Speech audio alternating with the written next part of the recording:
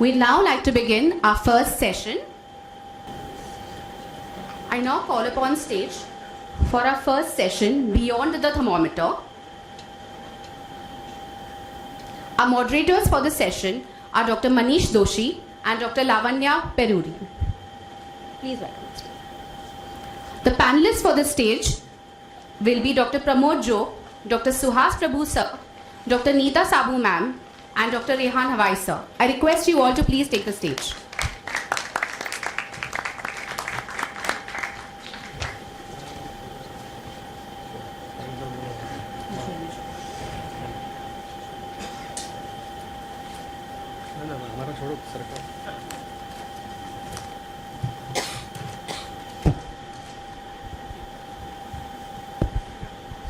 It also gives me great pleasure to welcome our panelists on stage. Dr. Neeta Sabu ma'am. Neeta Sabu ma'am is a consultant pediatrician at Bethany Hospital and also initially at Jupiter. She is very, very kind and helps us with all our queries. Dr. Rehan Hawai sir, he is a practicing consultant pediatrician at Hawaii Children's Hospital at Bhiwandi. He has honored us in the past with his presence in previous Tapicon as well. Thank you, sir, for joining us today. Dr. Suhas Prabhu, sir, he actually needs no introduction. He is a consultant pediatrician at Hinduja Hospital and has had multiple orations, multiple publications. He's the editor of textbooks as well. Thank you, sir, for joining us here. Dr. Pramod Jog, sir, who's been the past, the Pune president for IAP 2016. He's the steering committee member. He has delivered more than 6,000 speeches and published over 200 articles. Thank you, sir, for joining us. I request the moderators to start the session today. He's also the CIAP national president.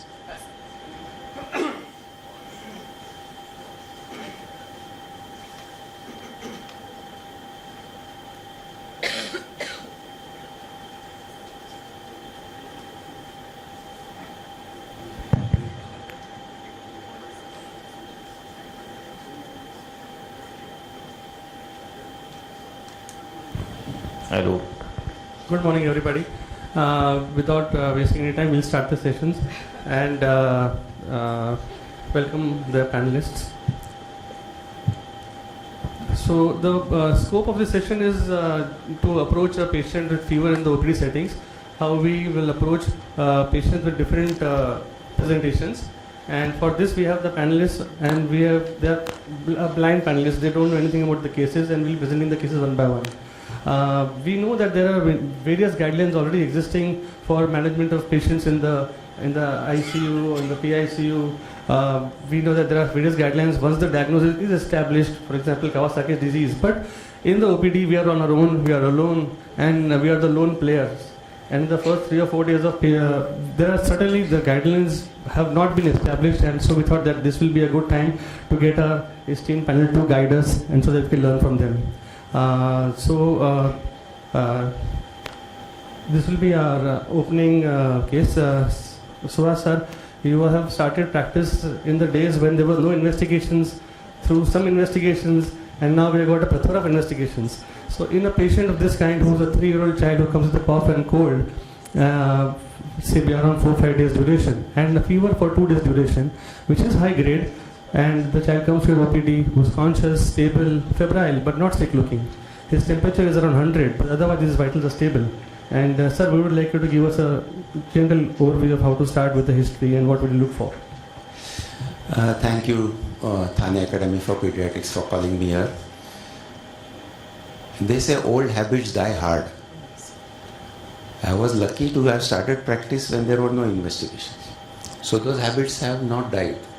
So even today, while investigations are available, I still see whether it's really required to investigate or not, especially in this kind of a case. You have a 3-year-old child, we say with fever, cough and cold for 5 days and fever for 2 days duration. The difficult part here is 101 to 102. The point is, parents tend to think that higher the fever is, the worse is the patient, and it has to be some very severe illness if the fever is 104 or 103 requiring admission. Fortunately, it's not 105 3 years. But fever 103 means panic on the parent's part. So what is more important to me is what's on the next line. When I see the patient, at the time I see him is afebrile, he is not looking sick and he is conscious and he is alert. So I think the height of the fever is not really as important as what the child is when I'm talking about an acute short duration illness who comes to you in the OPD. Again, assuming that this child has no background which would make me suspect some problem, like he is not immunodeficient, he is not a case of recurrent UTI and something like that. Otherwise, this is a child where I would say this fever is possibly a short duration viral illness. I look at the vitals, the heart rate is a little, okay, it says febrile, not afebrile. Febrile and temperature is 100 degrees, heart rate 110 would be expected mild tachycardia with a temperature of 100. The child is not tachypnic for his age, so I would not really worry. So this is what would be my approach. How the child is and what is the background of the fever is more important than what is the height of the fever and so what else were you looking for? We would like to you tell us when would you investigate this child, and if at all, what investigation would you send in the beginning? Okay, when would I investigate the child? Now, if you have fever without focus, it's a different situation than when you have fever with a focus. Here we have a focus. We have respiratory signs, we have cough and cold. Again, it's not really specified what is the cough and cold, but I would really like to see what kind of a cough is it. Is it a chesty cough? Is it a wet cough? Is it with expectoration? And of course, this child is not breathless, but the only real thing is when you have a cough cold fever, you have a clear diagnosis of a respiratory tract infection. The big difference that we all need to think of is it upper respiratory tract or lower respiratory tract? If it's a lower respiratory tract, approach is going to be different. If it's a upper respiratory tract, we can be more, shall I say, relaxed about treating this patient. One more thing that is missing here, because there is cough and maybe respiratory rate is 25, is the other vital sign of hypoxia. I mean, I would think since COVID, we all have a pulse oximeter in our clinic. It would be worthwhile finding whether the patient is hypoxic. Not maybe in this patient, but somebody who's tachypnic or is having a bad cough, it's worthwhile checking for hypoxia, because that's an indication for admission and a very different type of approach. So essentially, this patient is a normal, stable child who's come in the flu season with flu around you, and third, fourth day of fever, second, third day of fever with cough and cold. We wanted your opinion on whether we should investigate in terms of getting a flu panel early, because we need to know whether we need to give him antiviral. So what will be your approach in a patient who's come with fever, cough and cold in the flu season? How early would you like to investigate him? Whether you'll wait on him for the next 2-3 days before sending a flu panel? Need for oseltamivir, need for antibiotic. Okay. Just a general guideline. Okay. See, it depends again, as you rightly said, on the epidemiology and also the family history. If there is a contact with other children with viral infection, or the parent has, or somebody has been diagnosed with influenza, I'm going to be much more alert. Otherwise, I know we have this great biofires panel which some of my colleagues are very fond of using. I have never used it in an OPD patient, very frankly. But if you think of influenza like there is a seasonal incidence of that going on, this child is below 5 years, there's an indication that this child, of course, influenza, you would want to use oseltamivir. But this kind of pattern is really not influenza if you ask me, because there is cough and cold for 5 days and the fever is for 2 days. Typically in influenza it's the other way around. It's the fever and running nose that starts early and the cough comes a day or two later. But if there's a background of influenza, yes, I might really think of doing. My tendency is to only look for the influenza throat swab and not do a biofires. About the other investigations, I think you're asking whether I would do a CBC and a CRP. Not in this patient, I would wait and watch for a few days. What treatment I would give? Symptomatic treatment. And I know this is fever conference, so of course I will tell you that I give only paracetamol. I have never ever used anything other than paracetamol for fever. I noticed that just today Dr. Pankaj Deshpande sent on WhatsApp a big case story of patients who receive NSAIDs and develop renal failure over a period of time. So I don't use anything other than paracetamol. There is a lot of counseling involved. You have to tell the parent, because as I said, the parent is worried कि बुखार नहीं गया.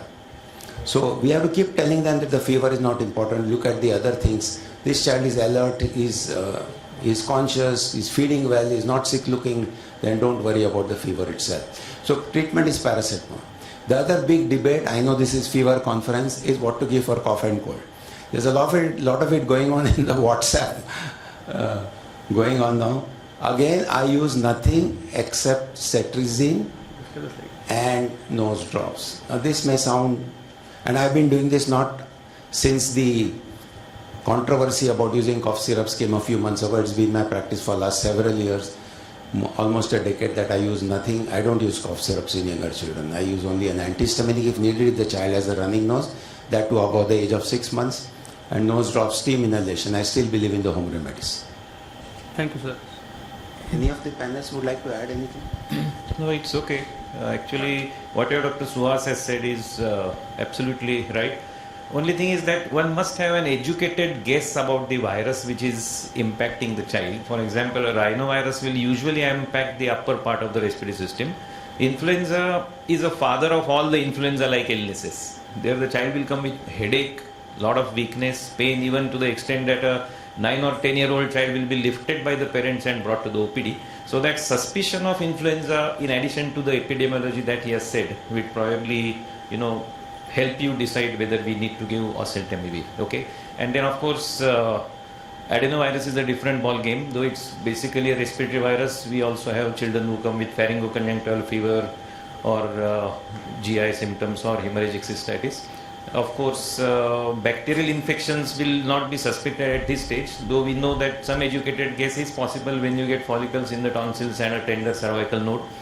Tachypnic child with grunting, we will suspect pneumonia, maybe because of pneumococcus, and a rapidly progressing toxic child, we may suspect staph. Okay, and cough, maybe in an older child, we may suspect mycoplasma. So that educated guess will probably help you in coming to some conclusion. Thank you. Dr. Manish, just a quick interruption. Dr. Suhas, for the sake of the younger and the junior people in the audience, I would like an unequivocal statement from you on the use of mefenamic acid as a fever reducing agent. What is mefenamic acid? That says it all, but still not unequivocal. Unequivocal is, if meth tar is avoid. Okay. I would just like to add, as Dr. Suhas Prabhu, he emphasized the need for counseling. So that plays a very major role in OPD. Maintaining a fever chart is the most important thing that we have to tell the parents, to maintain a fever chart, the date, the temperature, what was recorded, and the treatment what they have given. And please to tell the parents as well that you need to make the child wear a comfortable clothing. Many times they wrap them up in tight clothing because they are running fever, and then the fever escalates and we go on a different tangent. Sure. So I think that's important. Yeah. So what we want One comment I want to make. Patient started with cough and cold. Fever came on day 3. Normally we see fevers of viral start on day 1. And we have all those, looks and all that. So I would still consider a bacterial infection in this child. And if the fever, I'll look at the fever pattern. If the fever pattern goes down, fair enough. And I would like to know whether in between the fevers, what is the pattern? It is remittent or it is a continuous fever. Yeah. That will help me in deciding whether I want to go for further investigation and think of a bacterial. Yeah, so basically what we wanted to bring about is that in a patient with fever of short duration, first that we want to know is whether it's a sick child or a not sick child. Maybe rule out on history whatever you can. At least look for red flags and see that there are no red flags, and then a relevant examination followed by relevant investigations will lead us to the further diagnosis. Thank you so much. I wanted to add something about physical measures for bringing down fever. Do you think it's relevant? Yes, sir. Okay, because there's a big controversy on whether tepid sponging helps fever or not. And I know that the NICE guidelines, I think 3 years ago, have removed it from their... I feel that I still advise tepid sponging to patients. The problem is tepid sponging or so-called tepid sponging is not done correctly by most parents. They feel that you take a small 1-inch strip of gauze, dip it in some cologne, put it on the child's forehead, that's going to bring the fever down. That is not tepid sponging. There's a proper technique to tepid sponging which I take some time in telling the parents, and I don't mind repeating it here if you have the time. You undress the child, except of course maybe just a loincloth or a underwear. You take 2 buckets, 2 basins with warm water. The temperature of the water should be the same as you do for the child's bath. You take 2 cloths, one which is dry, one which is moistened in the warm water. You sponge the whole body from top to toe. Leave it for 15-20 seconds. If possible, it should be a well ventilated room. If it's not well ventilated, you can put the fan on at a very low speed. After 20 seconds, wipe the child completely, turn him over and repeat on the other side. In my experience, this brings down the fever within 5 minutes in majority of cases. So I always advise tepid sponging, and I spend some time in telling them how to do it. I also want to say one more thing is that Dr. Athavale used to say, give the parents something to do, then they will not bother you for the fever. That might be the reason for tepid sponging to us. But why do you think NICE has said no tepid sponging? Because the mechanism of usual fevers is not by dehydration or hyperthermia, but by elevation of thermostat temperature. And there tepid sponging has no logical role. The tepid sponging would work if the child is additionally dehydrated, he has some element of hyperthermia, then plenty of oral fluids and tepid sponging will work. But otherwise it's just a waste of time. But I think I agree with you that what Dr. Athavale sir said, that it gives parents something to do. If that's the purpose, then I don't mind accepting this.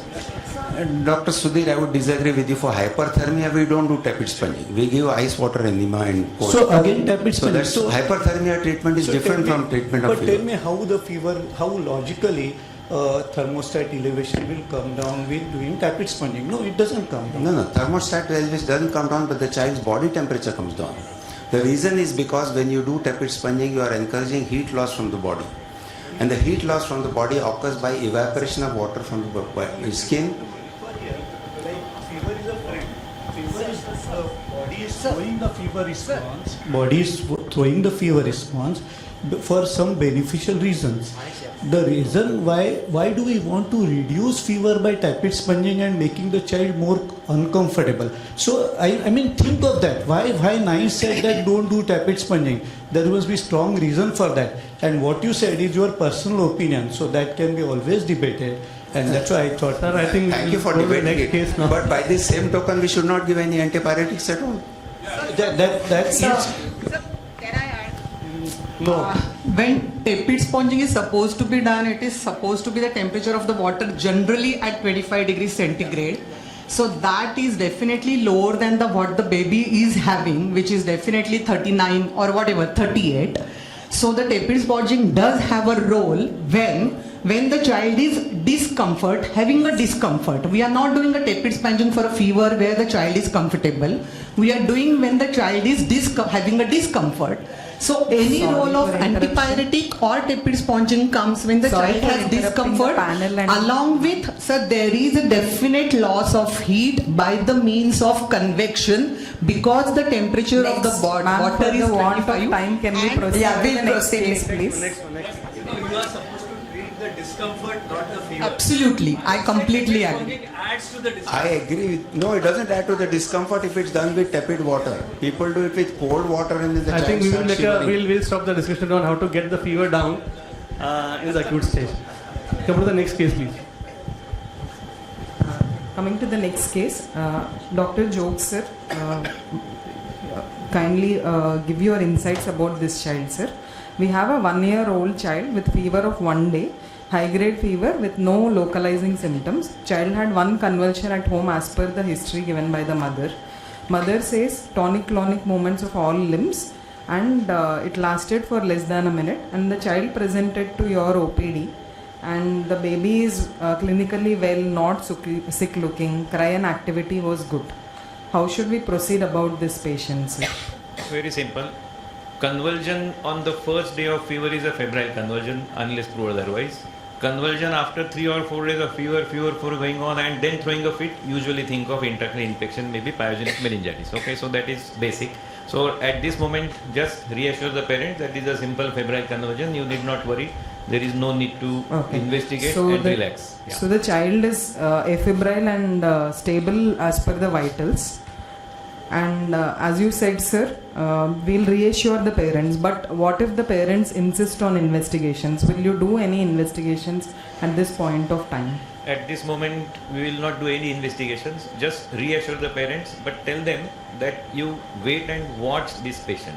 There are certain things like, there is a mnemonic called stops. So sensorium, if it is altered, whether it is hyper, he is irritable or drowsy.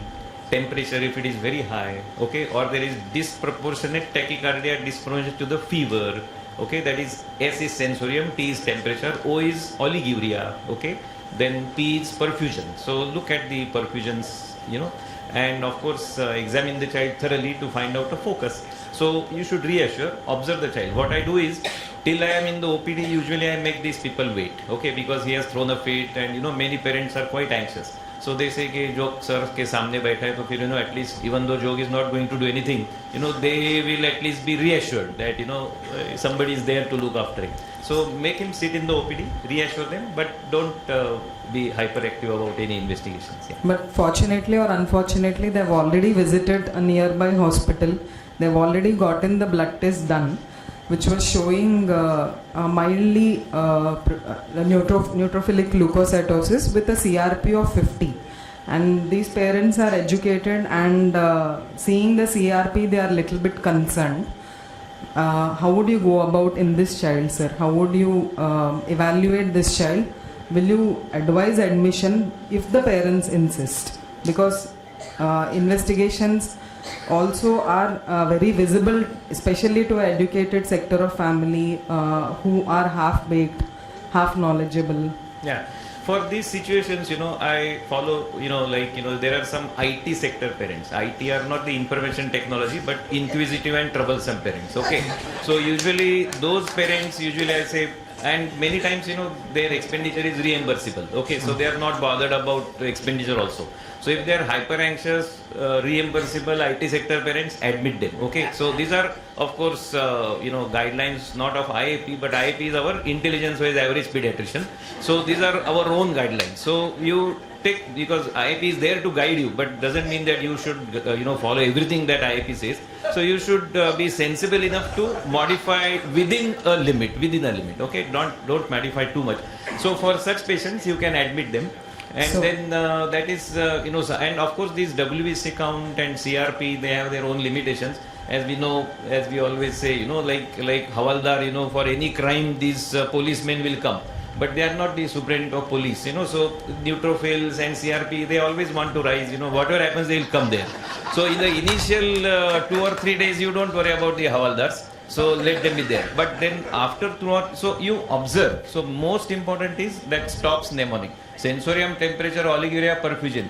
And rule out that he doesn't have meningitis, pneumonia, sepsis or diphtheria. The 4 important major problems. So once you are So sure in of this then, generation of chat GPT, sir, parents do ask if a CRP of 50 and high WBC count warrant an antibiotic, because they already Google, they already chat GPT before coming to us. Will you give antibiotic? And they will upfront even ask about any further investigation like CSF or EEG or any imaging. How would you go about? No, I all usually this? tell them that, see, now you have come to me. So you may go to ChatGPT, but I am the Bob GPT. Okay. So remember, so just because you have come to me, I am there to guide you. Otherwise, you won't have come to me. No. So just tell them that don't worry.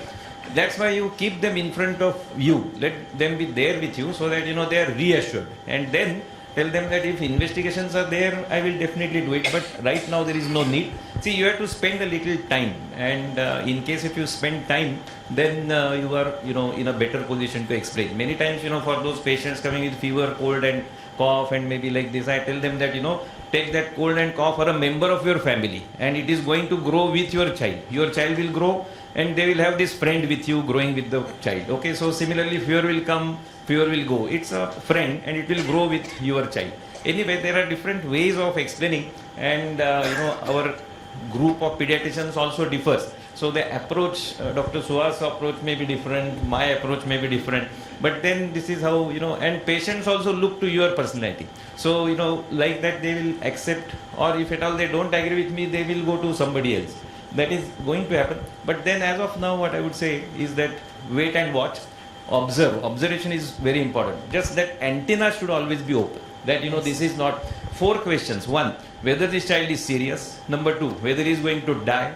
Whether I need to hospitalize, and whether I am going to do anything urgently. So these 4 questions always have to be at the back of mind. Then Yes. you can guide them accordingly. Yeah, please. Yeah. So coming to the next case. Just one thing I want to mention. Yes, sir. I have been doing a study for last 6 years on febrile convulsions in children. I have got almost 950 patients.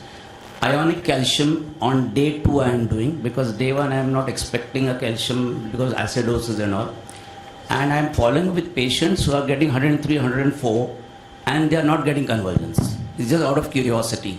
And to my surprise, most of these patients with febrile convulsions have very low ionic calcium. The study is not complete yet. And maybe I am hinting on the fact that probably they have these low calciums, probably, which is one of the triggers for these febrile convulsions.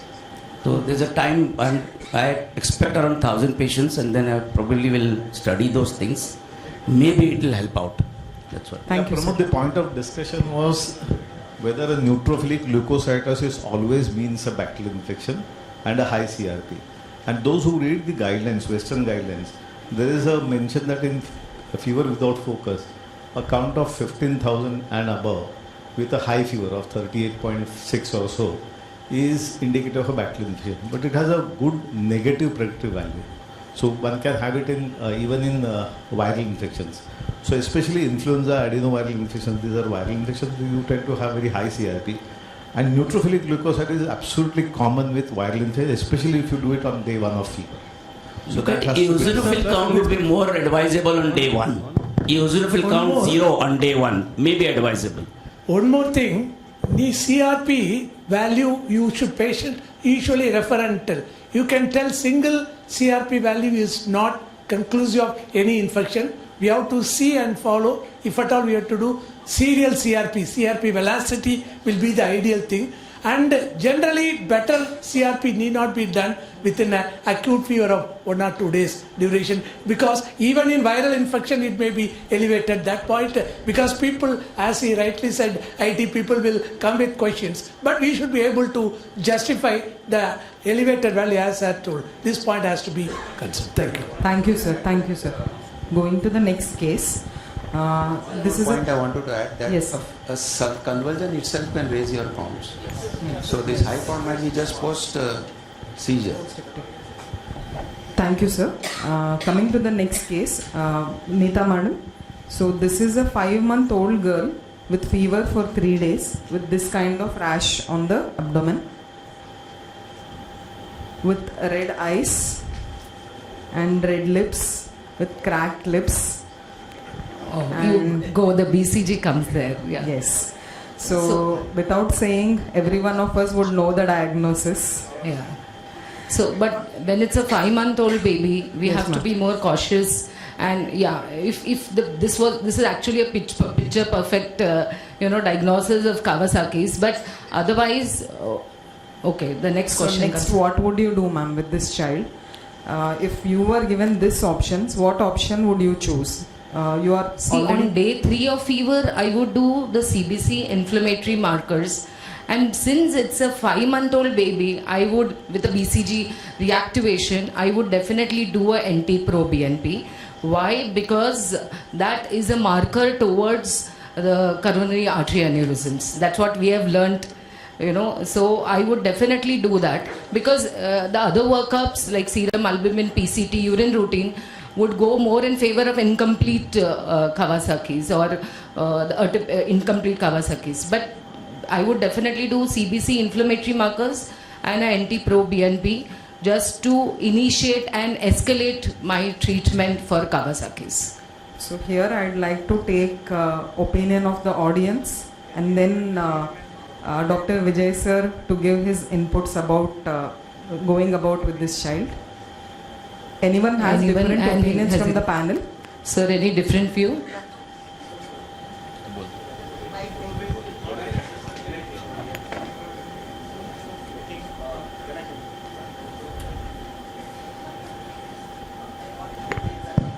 Kawasaki is a clinical diagnosis for all practical purposes. You are given a very clear clinical spectrum.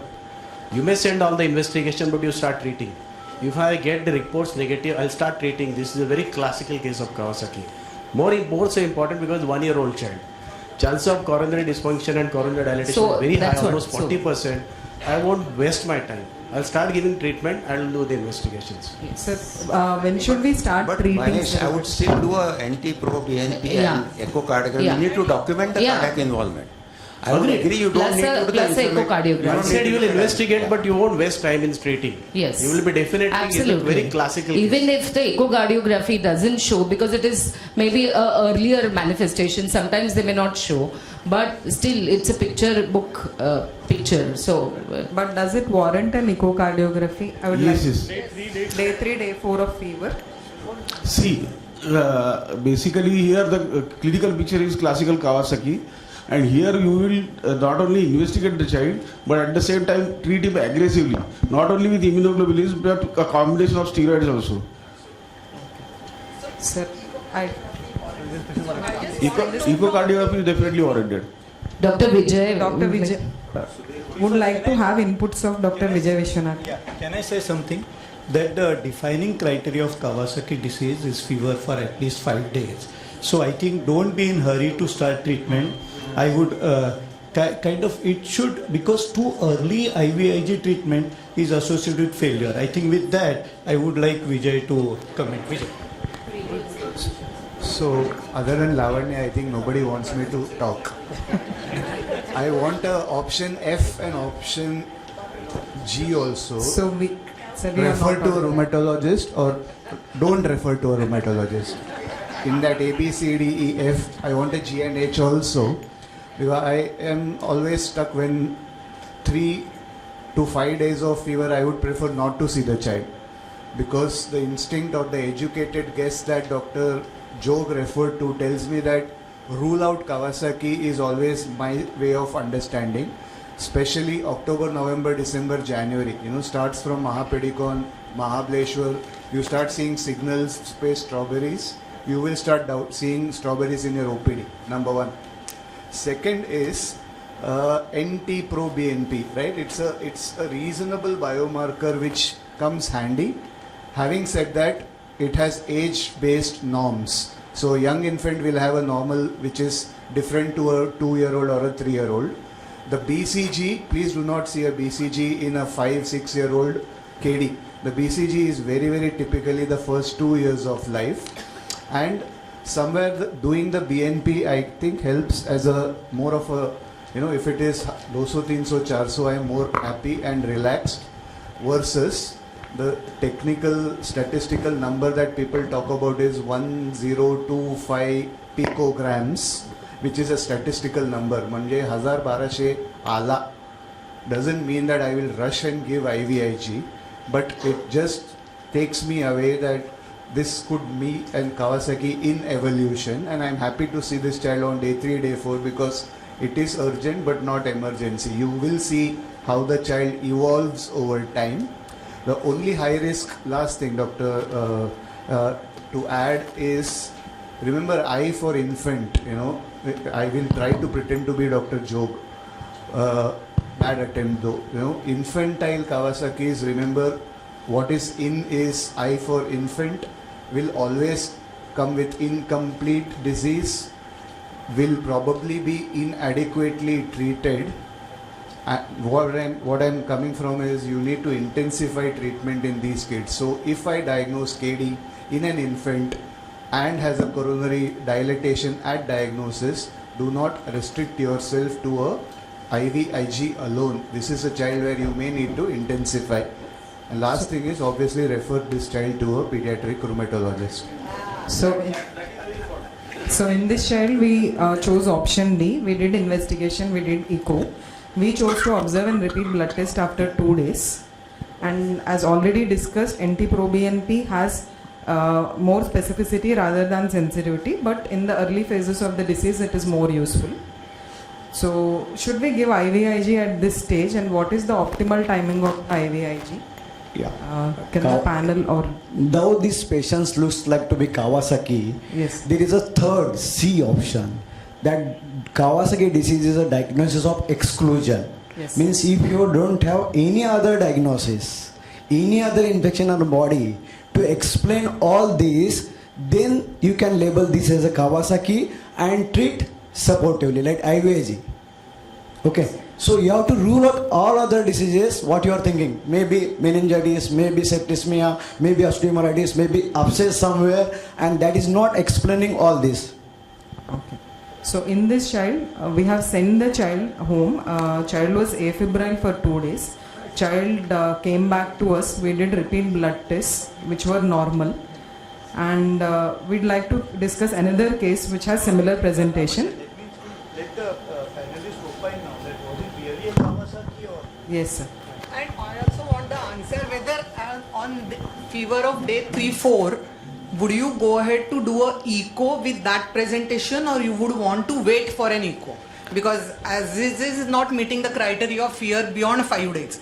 So I want to know what would panelists prefer to do? Go ahead with the echo or wait for the echo and do it after 2 or 3 days? I think when you have a BCG reactivation with other features, I don't think you need to wait for 5 days.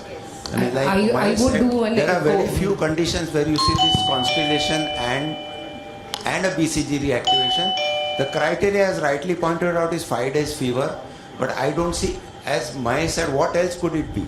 If you rule out everything else, it is Kawasaki. Just one point here. I think Vijay can correct me here. That 5 days Reminder was the for 5 minutes. 5 days was the only controversy here. But that I've been reading in Nelson textbook for last 25 years, and there are so many documents came after that. I specifically remember one from AHA, American Heart Academy. In a day 3, on day 3 also in a 5-year-old child, you have a classical features, then treat it. More so in an infant of 1 year. So very low threshold for treating at that age. Because he's the one, if you develop dilatation, is going to really create a problem. So day 5 is not really a robust kind of a thing. Now it's day 3 also taken as. So one thing to add is the... Vijay, would you like to comment? Yeah. Sorry. Vijay, we'll just quickly go through this case and then you can just take for 2 minutes. 5 seconds, because this 26th year of Dr. Moite's Nelson edition has a Japanese criteria involvement which talks about fever for more than 5 days is not the first criteria. You can diagnose KD even on day 3, day 4, day 5. And if you ask the Japanese, who I think are better positioned to comment on KD, the fever has been added to the other 5 criteria. So fever for more than 5 days, along with the other 5, any 4 out of 6, you may be able to diagnose KD within the first 5 days. So don't be... Sorry, but the question here is not of diagnosis, Vijay. Question is there whether we should jump Treat and or start not. IVIG on IVIG or day not. 3. No, you I won't. think You that's won't. the won't. question. The fever, but you don't need to wait for day 5 You of think fever. of the diagnosis, but you don't start IVIG. Getting echo is a personal choice. I think it depends on the patient, and you can do repeat echo, but don't start IVIG on day 3, even in a classically suspected patient at whatever age. That's what I thought I've learned, but I am open to correction. So let's discuss another case. Referring IVIG, because the risk factors for IVIG failure, one of the risk factors is too early initiation of treatment. So day treatment given day 2, 3, and Vijay is talking about Japanese population, which is a very high risk of, they are genetically susceptible for Kawasaki. How many times we have seen recurrent 3 or 4 episodes of Kawasaki? Almost never. In Japan, this is common. 10% of their Kawasaki's are relapsing Kawasaki's. We don't have. So we are talking about a totally different kind. Yeah. I carry an impression that IVIG would be helpful in preventing coronary disease. Absolutely. If given before 10th day of illness, not given very early, we can recheck this. Yeah. But before giving, if you give too early, that's a risk factor for failure of IVIG therapy. Can I ask Dr. Vijay to tell what Thank is you. the One ideal day second. for giving IVIG? There is no ideal day. Shubhastha Shigram, I have given it on day 3, I have given it on day 43 also. The idea is simple, that it depends on clinical circumstances, as we have all discussed. Day 3, day 4, there have been papers in the past which said that if you give it a bit earlier, chances of IVIG resistance exist. But like I said, we don't know. We are neither Japanese nor we are Caucasians. We are somewhere stuck midways. And I still am biased because the AHA circulation guidelines that all of us have read had only one rheumatologist in the whole discussion panel. And the Americans, with due respects, should not be framing guidelines for a Japanese disease. And that's where the enigma and the dilemma is. So take home message for the whole population as such will be, think of KD when you start seeing a BCG, especially in the season, number one. Please send a BNP because it's not very expensive. Interpret it as a sensitive marker, not a specific marker. Like I said, 200-300 आला वाट बघा, वाट लागण्याची किंवा वाट दिसण्याची, as I use the phrase, and most of the time the child resolves, I am happy. But it's not very specific, but in the context of events, a BCG lighting up at 4, 5, 6 months will take you towards a diagnosis of KD and not 3 case reports of measles, HHV, I think acute infantile leukemia, etc. can theoretically cause a BCG reactivation, but at least start looking at the BCG. If you see a red lip or a rash or an edema in the winter season, just feel the BCG and that might give you a clue and lend a bit of clarity in the first week of illness. Dr. Vijay, would you send this child home? At least as a treating physician, I would, I just want your opinion on that and repeat the investigations. I would not send this child home. So this child was sent home and came for follow-up, ma'am. See, as a peripheral pediatrician practicing in a remote place, we are seeing a lot of cases of KD. Coming to sir, 3rd day, 4th day, after my son as a pediatric cardiologist, he entered, the interpretation of echo and early diagnosis of aortic dilatation makes the difference. So when you want to give IVIG, as I rightly said, it is not a question of timing alone. It is at the early, if you are able to make out involvement of the cardiac involvement, which I have seen in 3rd day, 2nd day also.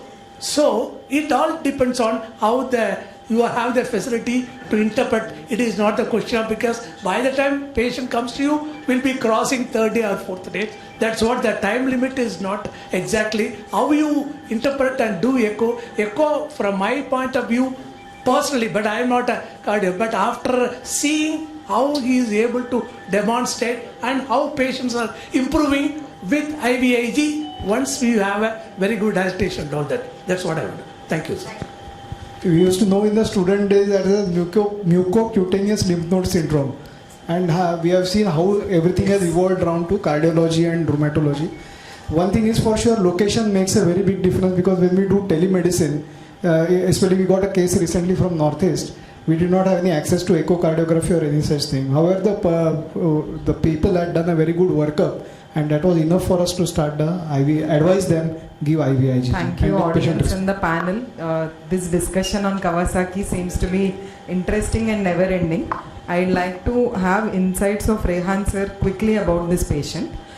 We have a 4-month-old male, similar age group, with fever of 5 days.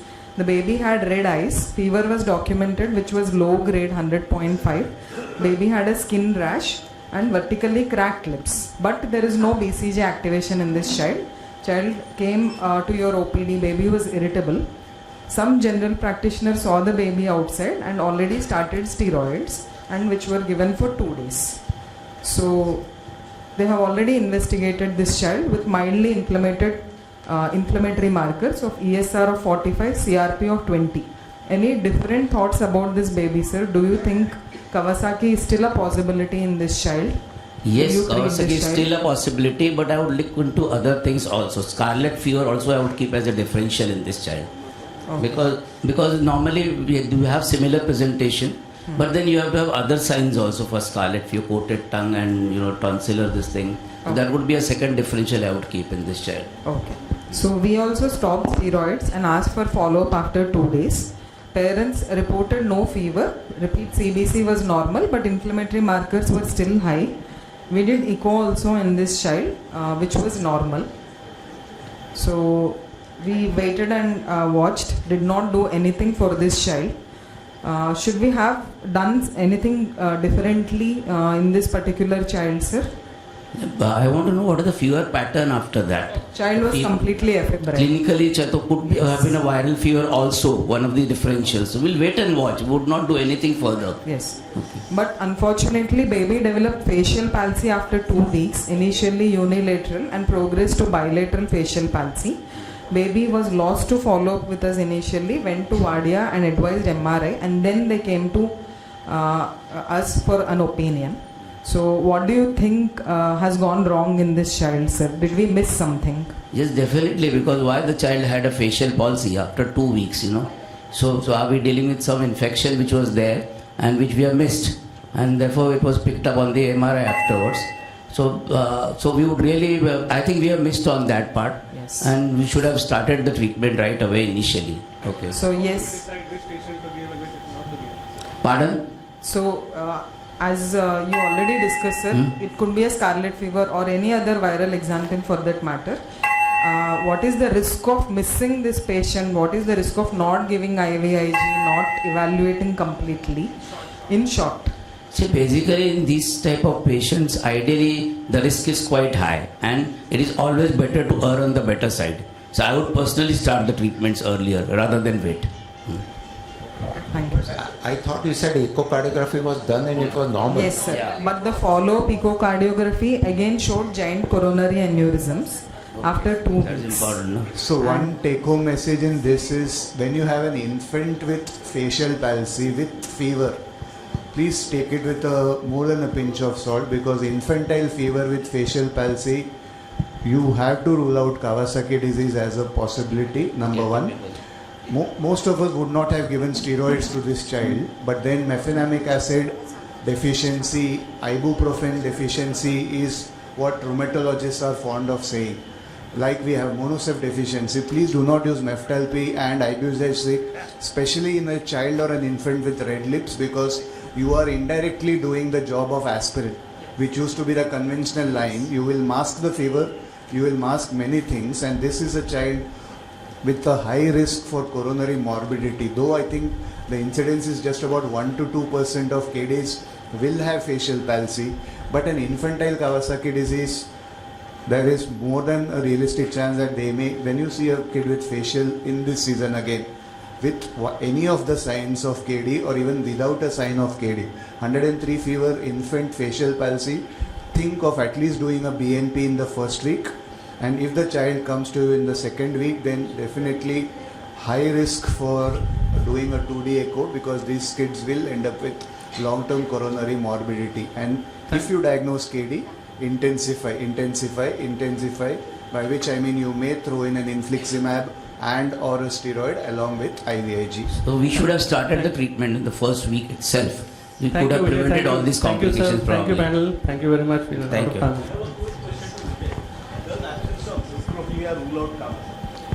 Infants are by rule lymphocyte predominant. So in the first 1 year of life, I would not think of that rule, because in the first year of life, most of the kids would be lymphocyte 40, 50, 60 types. But otherwise, most of them would be neutrophil predominant. I've seen 3. I thank all the experts, panelists and moderators for a very highly interactive first session. I request our panelists to please move towards the felicitation counter, which is right outside the hall. And I request Dr. Veena Pathak ma'am to please felicitate the panelists. Moving on to our next case, I would like to call upon our moderators for case number 2, Dr. Anand Bedekar sir. Sir is a consultant pediatrician and neonatologist at Bedekar Children's Hospital, Thane, and sir is also a trainer for advanced and basic NRP programs. Along with sir, there is Dr. Dipti Kumar, consultant pediatrician and neonatologist at Bethany Hospital, Thane. Now I would like to call upon stage the panelists for our second case, Dr. Mahesh Mohite sir. Sir is consultant pediatrician and neonatologist at Sai's Children's Hospital, New Panvel, and also the IAP Joint Secretary for the year 26-27. Next, I would like to call upon stage Dr. Vijay Yevle sir. Sir is a senior consultant and head of the department at Apollo Children's Hospital, Navi Mumbai, and past IAP president 2014. And our very own Dr. Geeta Bhatt ma'am. Ma'am is consultant pediatrician at Jupiter, Kaushalya and Bethany Hospital, Thane, and has a special interest in mental health counseling in adolescent pediatric patients.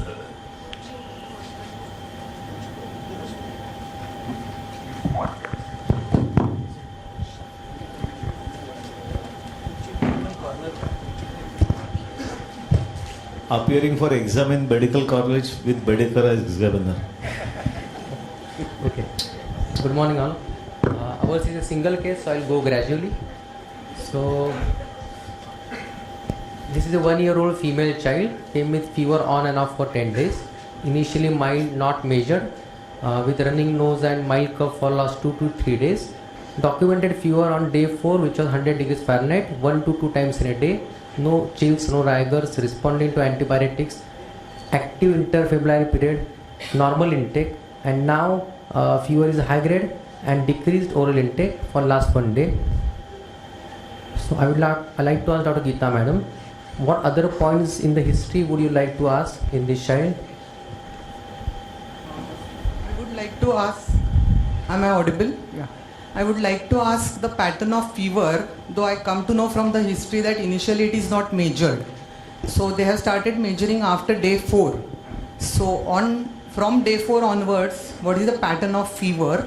Like how is it? Whether it is continuous, remittent or intermittent? And then another point which I notice is that the child is active in the interfebrile period in the initial part.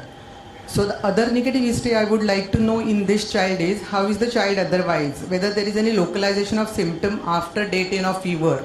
Are there any additional symptoms which are coming up in the form of whether there is a breathing difficulty, whether there is a pain in the abdomen or GI symptoms warranting vomiting, loose motions? Is there any rash?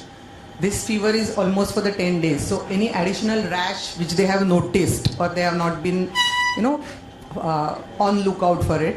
Whether there is associated enlargement in terms of any lymphadenopathy which is seen, whether there is associated history in the family. Did the family member have the fever initially and then the child started having fever? Whether there is any history of travel, recent travel, because especially looking at the duration of fever which goes on to more than 7 days, I would like to know any history of travel, and then any other associated complaint like headache, pointing to another more severe systemic involvement in terms of cranial. If I have missed out anything, anybody wants to add anything. How is the child? The most important I forgot. How is the child? Whether the child is active even now, and what about his intake and alertness? Alertness is good, just intake has decreased for last 1 day and there is documented fever for 1 or 2 times in a day, or not on any medication also. While I agree with what Geeta has said, but this pattern is absolutely not uncommon in metros like Mumbai, Thane, Navi Mumbai, where we have overcrowding, the pollution and the environmental factors going for a toss, and this on and off fever with a background viral illness is not at all uncommon. One. Secondly, I would certainly keep my suspicion for sinusitis high in a child who has upper respiratory symptoms, runny nose, cough, lingering on beyond 1 week or so. And if the child, I've seen the children don't really appear very sick in sinusitis. So that would be a very, high. Just one pointer. 1 year child can also have sinusitis. Yeah, sorry. Just one pointer. That last line does raise my antennae. Now that the fever is high grade and with decreased oral intake. So probably it did start with viral, but this line and the further on, I would also look for whether there is, superadded bacterial which is setting in, which is not yet localized. Mahesh, what you want? But to take for 10 days in a 1-year-old child, I'll keep my viruses clearly down. One more history I want to ask is, was the child absolutely alright prior to this, or had some recurrences in the past? He was alright. Had Absolutely or past UTI and those kind of things. Okay, so then my threshold for aggressive investigation will be there. And what history you give is one part. When the child is kept in front of me and is giving the history, I'm looking at the child, I know this is a PM child. A lot of things come in my mind at the background when they're telling me the history. So just giving this information, a lot goes beyond that. But at this point, on day 10, 1-year-old child, I am going to be very aggressive. In addition, on 10 days, decrease intake, high grade fever, something sick is happening. I need to be further more aggressive. Very likely will be hospitalized. On day 10, 1-year-old child, my threshold for hospitalization is very low. Aggressive investigation is very low. When aggressive treatment, at times empirical also can be low. The only thing what I would like to add here is, even now if the child had been active in the interfebrile period, I would still go ahead and investigate this child on OPD basis if the other warning or red flag signs are not there. But for this child with the history of 1 day with this and the background, yes, I agree with Dr. Mahesh Moite that I would like to admit this child for observation. So with history, there was no loose stools, no vomiting, no abdominal pain, no distension, no progressive coryza, no decrease in the urine output, no alteration in the sensorium, no rash, no swelling, and no history of travel. So on the further history, this child was a full-term baby. In past medical history, there was no history of any prolonged illnesses or hospitalization. There was a small left breast hemangioma noted at 2 months of age, which was conservatively taken care of. This child was on breastfeeds and weaning diet at present, was immunized age appropriately from a private clinic, was developmentally normal and belonged to a social upper class 1. In the treatment history, very importantly, this child had only received paracetamol at home given by the educated parents, and no other medication was given to him. Day 10 of examination, the baby was averagely built and was not playful, febrile. On general examination, there was nothing other than he was down with fever, and we had a documented fever of 101 degrees Fahrenheit. So right now we have only documented fever of 101 degrees Fahrenheit. So we have a child, 1 year old, with 10 days of fever with no localization. So we have a child with fever without localization. So I will like to ask Yulia sir how to go forward with this. Well, honestly saying, we cannot say that there is no localization here. The child has respiratory symptoms. And I still, reiterate what I said in the beginning, that this pattern is absolutely not uncommon, one. Secondly, with the respiratory symptoms, I would, and there is no clue whatsoever from the detailed history and examination. I would go ahead and, since the fever has been there for 10 days, though on and off, and the child has been having high fever off late, I would do some basic test like a CBC and a C-reactive protein, and then take it further. But my index of suspicion for sinusitis would still be high. Yeah, just 1 or 2 points from the previous slide is weight 2.8 going to 8 is borderline low, and head circumference mark you 43. Just keep in the back of the mind. Are we having something there? There was no malnutrition in this. No. I'll just keep those things in mind. Yes. Slightly tachypneic child, of course, with not one fever, acceptable. So otherwise, no clinical focus. And then obviously, we'll be doing some basic evaluation, CBC, urine culture, not to forget, and of course, blood culture.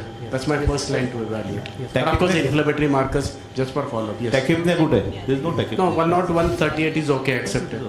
Yeah. 40 and 130 is slightly tachypneic to me. Means respiratory symptoms are slightly more. 1 year, 101 fever. Mahesh, 101 year, fever. 101 That's why I'm coming to that. It was during only fever or without fever also he was tachypneic? Only during fever. Oh, then see. I think this happening to cough and cold now, because you said cough and cold was there for first 2 days. Is it persistent?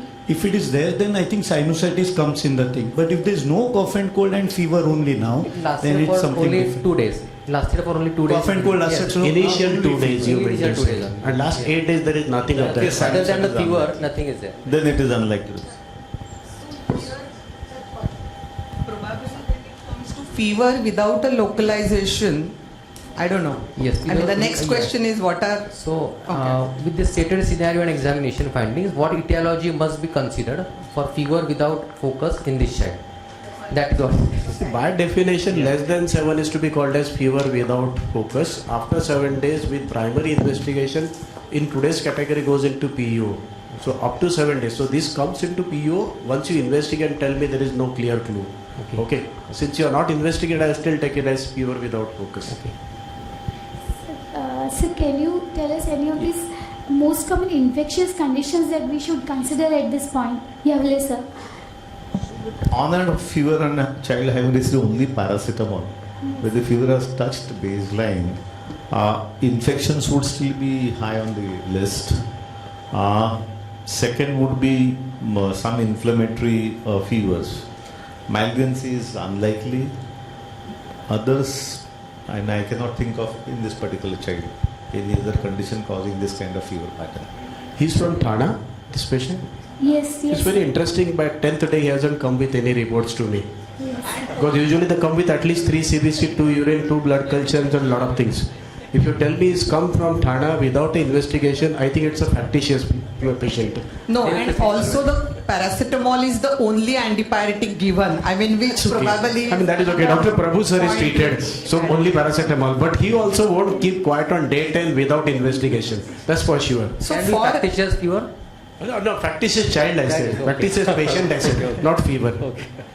For 1 year old is unlikely. And the only in infections probably, I mean, in the DD, if at all, what comes to my mind is it can be still enteric without any focus. It can be UTI.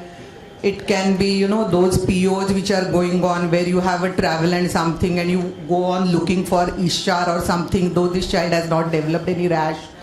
If at all, I'll rather say that what it cannot be or less likely to be a common garden variety viral infection. I want some clarity on the likely. pattern of fever now. You said it is on and off for 10 days. Yes. It was not documented by the parents, and It's they on were and doing paracetamol SOS once in a while. They were documented, and they had not gone to any general practitioner or pediatrician also. It is very unlikely that an enteric fever child would have on and off fever, or a bacterial infection would have, UTI would have on and off fever. Very unlikely. Remaining non-sick till day 10 without giving anything in a 1-year-old child, right?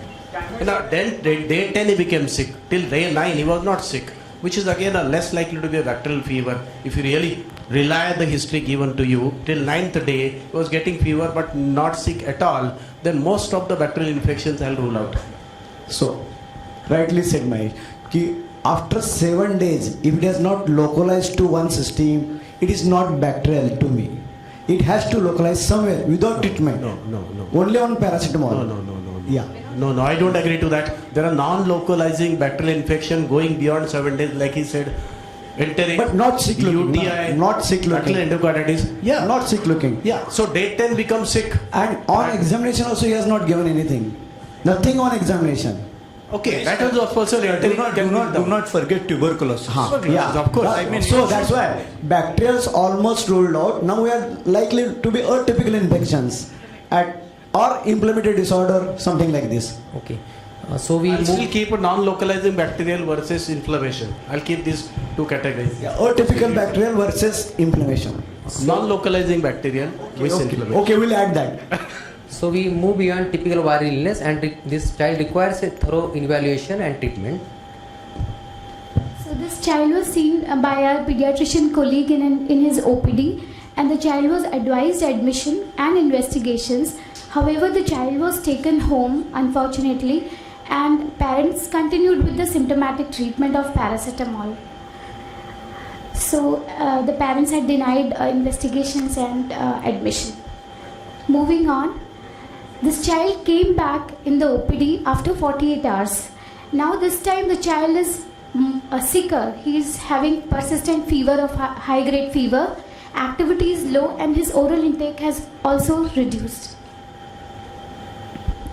On day 12th of examination, the child is sick looking, febrile, having mild respiratory distress, moderate dehydration, documented fever of 102 degrees Fahrenheit with heart rate of 160, and there is no rash, no lymphadenopathy. CFT is less than 3 seconds with saturations of 95%. Examination, system examination, baby is having mild tachypnea with intercostal retractions, reduced air entry in the left lower zone, and tachycardia, and CNS wise baby is lethargic. So parents agreed for the admission. So with this evaluation of illness, what can be the working diagnosis now? This is very obvious now. the child has lower respiratory infection signs and fever going on, child is now tachypneic, unable to maintain saturation in room air, I would straight away admit this child to a CBC, CRP and an X-ray test and initiate him on an antibiotic. And then just wanted to comment. Now he's on day 12 or day 13 of a fever. A bacterial pneumonia of a 1-year-old child remaining quiescent comfortable till day 12 without giving an antibiotic doesn't suit my understanding. I would have expected this on day 4, day 5 with a high grade fever right from the beginning. You tell me low grade intermittent fever, that's not a bacterial pneumonia to me. So are we dealing with some different etiology? Are we dealing with something else? I'll keep my antenna open, or the history given to me is wrong. I have only 2-3 possibilities here. I don't think this is garden variety bacterial pneumonia to me. I don't think so. No, at 1 year old, the chlamydia, but that would come badly. Your mycoplasma would come badly. This is not giving significant cough. This is only bacterial pneumonia. Still there is no cough. It's only tachypnea and no dehydrated desaturation. So Mahesh, coming back to that day 10, would we do along with CBC, CRP and a urine, would we go ahead and do an X-ray on that day? I won't. Unless my X-ray counts are showing very high, 20,000. Then yes, as a screening I will do. But again, keeping in mind on day 10, bacterial pneumonia in a 1-year-old child, giving no localization is unlikely to be a bacterial pneumonia to me.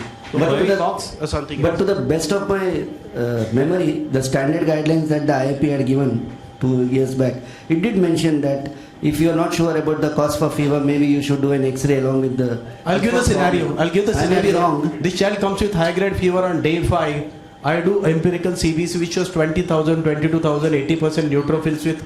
Then I will do because if you go up to date, in an infantile age group, PUO or fever without focus on day 5, day 7 with high counts, chances of pneumonia being 40%. That's a number given in up to date. And that's fact. We have seen that. High counts, empirical UTI or pneumonia are the two things where cough may not be there. But that's on day 5, but not on day 12. But in this how can you justify not doing an X-ray on a child who is tachypneic on day 12? Day 12 I'm saying. I didn't contradict that. Prakash, I didn't contradict that. I was not saying that. I said this picture is not like a garden variety pneumonia. So the child has cold, cough and first 2 days. febrile period First 2 days. normal first. So can it be considered as a viral illness to start with, which later on became a bacterial Day 10, day 12, unlikely. Day 10, day 12, unlikely. And in between there is nothing for 10 days, least likely. Two things. In this child with tachypnea, inability to maintain saturation room air and the kind of history that we have received, if I were to believe these findings, I would do an X-ray. Definitely. That is for sure. One. Secondly, the only way, if the history is accurate, the only way to explain this child began with some viral respiratory infection and now has developed pneumonia. That's the only explanation. I think to call anything FUO, like fever of unknown origin, I think by definition it is more than 7 days of fever with intensive, all physical examination, history as well as intensive evaluation, where actually CBC, inflammatory markers, X-ray will come in that. Without that, I think we cannot call it as FUO. So I think this patient is going on FUO and there is a rising, the pattern and the trend of the fever is also important here. It is started with mild and then it is increasing, unlikely to be viral. It's more of, infection which is more going on beyond viral, definitely. And infections, of course, are higher on the list. The point that I would like to reiterate again, given the history and findings, this is not that typical PO. Here you have signs, symptoms, localization, and the fever pattern which is not kind of a PO. This is not a PO. But I agree with Mahesh's point. This is not a typical pneumonia. No pneumonia comes like this on the 10th or 12th day. So this pneumonia is of recent onset. Could be earlier was a different illness which was viral. This is a secondary complication. That seems to be the most likely bet. So if you had investigated this child earlier, you would probably have found nothing. Sir, on day 10 when there was just one episode of I'm here. On day 10 when there was again a high grade fever with a little letharginess but no localizing sign, should we get a urine routine or directly a urine culture? And also to complete the area of investigations as a PO, isn't X-ray chest also warranted? Unless there is a respiratory symptoms or signs, no chest X-ray along with that. So CBC, blood culture, CBC, CRP may be inflammatory because I do ESR also. Vijay is there, otherwise he's going to catch me. So CBC, ESR, CRP blood culture and urine routine. Urine routine shows me pus cells, then culture. In a neonate, even if it is not showing urine pus cells, I will be sending culture. In an infant, I will be sending culture only if the urine shows pus cells. Mahesh, I would disagree. Pneumonias do not necessarily need to have either cough or cold or respiratory symptom. You can get a clinically non-visible pneumonia on X-ray. I said symptom or a sign. If it is not there, again it is easy to miss a patch of bronchial breathing in a child. Possible. So on day 10 PO, you are going to X-ray is going to be your choice. Definitely, it is going to be one of the tests. Definitely by day 10, whether or not there are respiratory problems. I'm sure there can be difference of opinion. On the So moving on what is to your the take? case. On urine, comment on. I kind of agree with Vijay and Mahesh both because Prakash, this is not a rarity for us. Many of the patients, I mean, every day at least one or two will come that fever going on for 10 days. But when you really go into the detail of the history, then that they are saying intermittent fever going on for. Now, if fever is going for 10 days and documented fever 10 days, yes, X-ray is warranted. Everything begins on the X-ray history. is warranted. I agree. So I think the point that Mahesh and Vijay are making is the history really reliable? And also the same kind of presenting symptoms we see plenty in our OPD. That 10 दिन से बुखार चल रहा है doctor. X-ray is not a high-tech, investigation that you will think 10 times before doing. So as a routine in a child who has 8-10 days of fever, I mean, might as well do one, right? A word of caution on doing urine culture. Never do urine culture as a standalone innocent, number one. Number two, there is a practice of collecting sample in urine culture, then doing routine from it. There is a very high risk of contamination. Don't indulge in that also. So we move on with the case. So the initial impression was 1-year-old child with LRTI, probable pneumonia with respiratory distress. We planned. Take a mic, please. Take a mic. So I'm from the area where we do see a lot of rickettsial fever. So I will like to know the comment because rickettsial in children they do have a respiratory complications also. So whether this is an initial fever and now that will land up in rickettsial causing pneumonia. So expert comment on that. That's a very good thought. But rickettsia would not behave, the fever pattern would not be like this. And rickettsial LRTI, usually they would come in, very bad shape. Very bad shape. Just one more thing. Whenever there is a direct affection of all these infections of the lung, then the manifestation will be still within first 1 week. If you see the new manifestations coming in the second week, either it's an immune-mediated pathology or a complication. It's not a primary disease which is giving rise. This is a common pattern. I'm uttering and something I'm absolutely convinced with Dr. Ambedkar sir's views. Any localization would happen within 1 week. If you see a localization like symptom in the second week, either it's a complication like an immune-mediated complication or immunological reaction or a primary disease or pneumonia getting into empyema, pneumonia getting into interstitial or something will be coming in the second week. That's my understanding. So somebody starts coughing or getting respiratory in the second week, that's unlikely to be rickettsial unless you're talking about an immune-mediated complication. Maybe a rickettsia, lepto, we see all those things. But all these things would come with the primary presentation within first week, not in the second week, usually. While Mahesh, I agree with your point that one has to keep in mind, given the anthropometry which is projected, the most possible explanation in this child is on the background of a viral illness which was going on, this child has developed pneumonia now. And I would not think of immunodeficiency at this point in time. We would do an excess of basic medicine, start an antibiotic and see the evolution. So we admitted the patient in the PICU. So the airway breathing in circulation was taken care of. Child was connected to the monitor, started on IV fluids, given antibiotics and oxygen. So at this point, so this child is with 12 days of fever, with high-grade fever, dehydration, lethargy and respiratory distress. Dr. Mohite sir, what optimum respiratory support should we offer to this child? I thought some point of time you will be giving us some reports of this child. Yes, sir. Already into Coming up. ICU. Reports Already are into coming ICU on day 13. Therefore, I am itching to get something here. So we are from just the support, stabilizing the I'll be child. starting high flow nasal cannula to this child. Okay. He's with a breathing rate of 50 with a tachypnea distress, but saturation still maintained. I'll start with high flow nasal cannula at this point of time. If he starts grunting or something, I may put a bipipe if at all. Okay. That's all is my So we are stabilizing the child. So how to decide when to transition from low flow systems to high flow systems of respiratory support? Mahesh sir. Yeah, so he is maintaining his saturation by all practical purposes 95% at room air. doesn't require oxygen straight away, but he's already having some retractions, tachypnea, he's looking sick. So at this point of time, high flow cannula definitely 2 liters per kg. Maybe his weight is 8, around 16 liters a minute I can start. And I'll see the response in 2 hours. If I see the heart rate dropping a bit, he's become comfortable, it's okay. Or if he starts retracting or something, I may put a CPAP or BiPAP to this. I won't intubate this child, definitely. I have a question to Mahesh. With 95% session room air, and we know there are some, would straight away go to high flow or would start oxygen first? I mean, he is having retractions. His saturation is well maintained, so I don't think he requires. And by the present, there's a new one. I mean, let me quote something. The OxyPQ trial. Mild retractions were present on admission. Mild retractions. Rate is increased from 36 to 55. Retractions has come up. Child is looking sick. Yes. Okay. Yes. So the new trial which is published last year is the OxyPQ trial from UK, where whenever there is saturation above 95, these children received oxygen. They developed a lot of free radical injury and morbidity is high.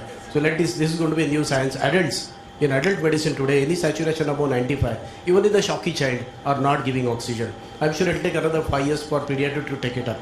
From intensive care point of view, this child don't require oxygen. This child requires either high flow. If he's grunting or retraction, I'll be giving BiPAP to this child.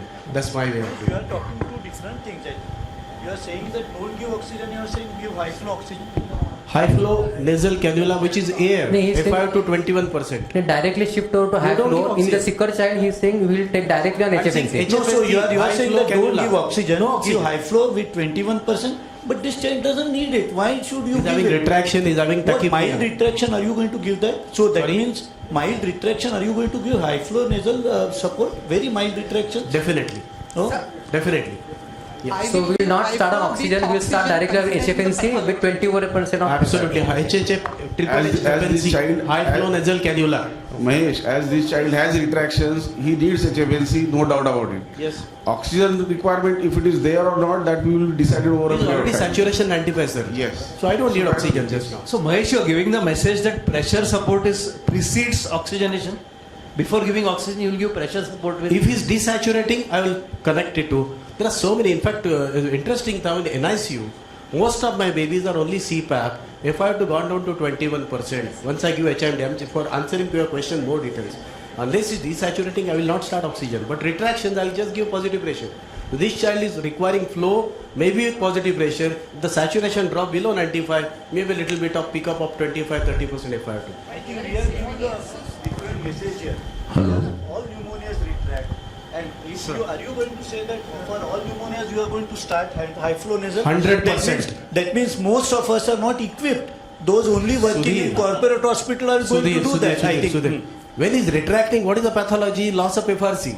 But you are responding with pressure. You don't require oxygen. But are we also not going to give supportive treatment which is going to help the child? You to give it, open but if it's retracting and you have I mean, we will kind of recheck ourselves whether mind no, retract. basic concept is you treat the pathology. If it's retracting, the FRC is going down. The way respiratory physiology has deranged over the period of time they have described, definitely retractions with increased rate is a loss of compliance. So loss of compliance will require pressure, there is no doubt about that. Now about that latest study he mentioned in UK about that free oxygen radical injury, I would take it with a pinch of salt, but otherwise I take the concept that pressure is the primary treatment which is required right at this time. Absolutely. I have one question here. So a lot of people have confusion in the low flow and high flow. So what is high flow and what is low flow? So you can give high flow despite giving just 25% and 30% oxygen. Okay, remember this. So if you use the Venturi mask, they are very easy, low cost. You can give 25%, 30%, 50%, 60% on that. And that will be the high flow. Despite you require less oxygen. Remember this. So that is a high flow. Otherwise, if you use HFNC, you can get high flow. If you use simple mask, that will be always low flow despite you give 100% saturation. Okay, so that is the difference. Just to add. So you need not oxygen, you need high flow if is required. Just to add, I differ with Dr. Mohite here, especially, of course, with HFNC, because you want to supplement pressures. But as per ALS guidelines, a child who has a respiratory distress, you would start a pressure along with oxygen. That is the standard guidelines of ALS.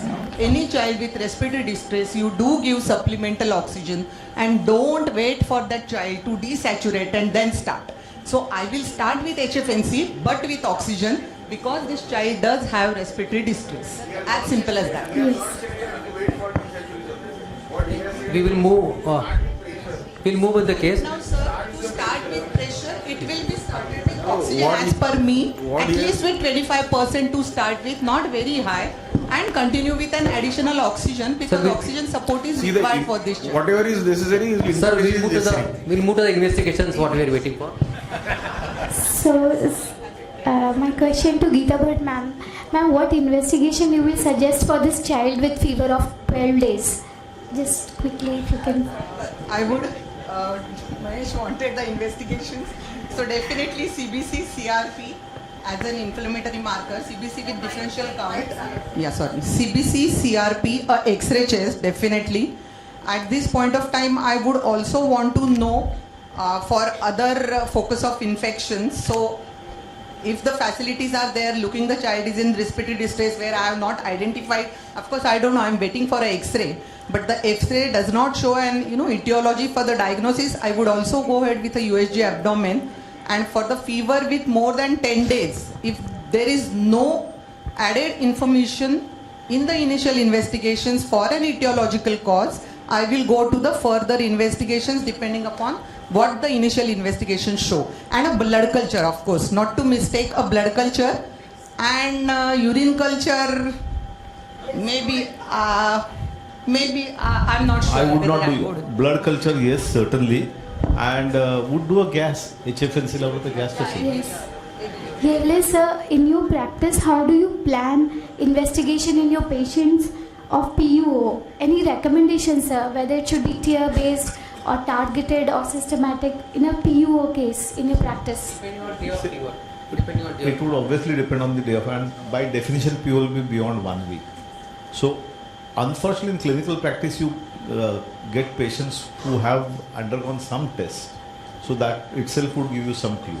If it is a blank slate, I would start with CBC, CRP, ESR, a basic liver function and a kidney RFT, and a blood culture, a urine routine if there is no focus, and X-ray chest and sonography of abdomen.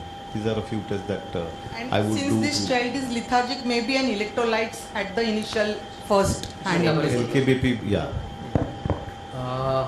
So this is a tire-based investigation.